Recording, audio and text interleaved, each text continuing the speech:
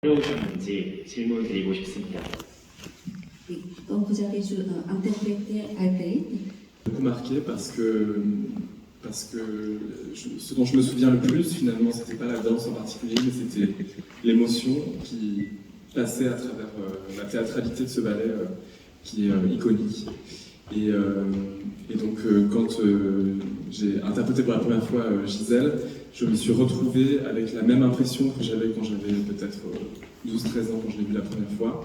C'est-à-dire, j'avais l'impression, j'ai vraiment ressenti la modernité et l'universalité de ce ballet qui raconte vraiment une histoire intemporelle.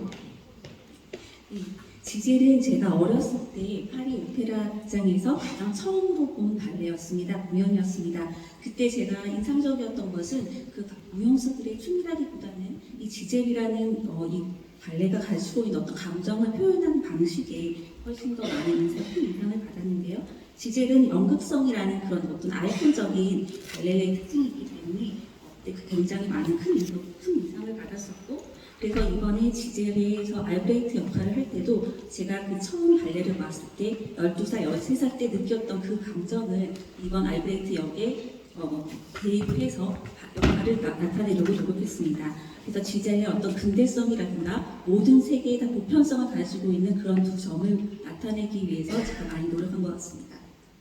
Et je dirais que la difficulté principale, c'est d'arriver à maintenir et même à augmenter l'intensité de l'émotion du début du ballet à la fin du ballet, qui, comme vous l'avez certainement remarqué, pour ce qui est du Prince Albrecht, va crescendo en termes de technique et aussi en termes d'investissement personnel et émotionnel. Au début, c'est presque finalement comme un jeune homme qui fait face aux désastres aux épreuves de la vie et qui à la fin du ballet est beaucoup plus adulte qu'il ne l'était au début où il n'avait pas conscience forcément des conséquences de ses actes et de sa responsabilité, notamment face à Gisèle. 네, 제가 이제 지젤에서 알브레이트 역할을 하면서 느낀 가장 큰 어려움은 처음부터 끝까지 알브레이트의 어떤 감정을 제대로 유지하면서 그것을 표현하는 것이었는데요. 초기에는 알브레이트가 지젤에 대해서 하는 행동들, 왕자로서 행동을 숨기고 했던 행동들에 대한 것이었다면 이 막에서부터는 이제 자신의 어떤 미숙함에 대해서 책임을 지고 성숙한 어떤 모습을 보여야 되는데 그것을 기술적으로 그리고 또 내면의 감정을 표현하는 것 두 가지를 함께 같이 가야 하기 때문에 그것이 가장 큰 어려움이었습니다.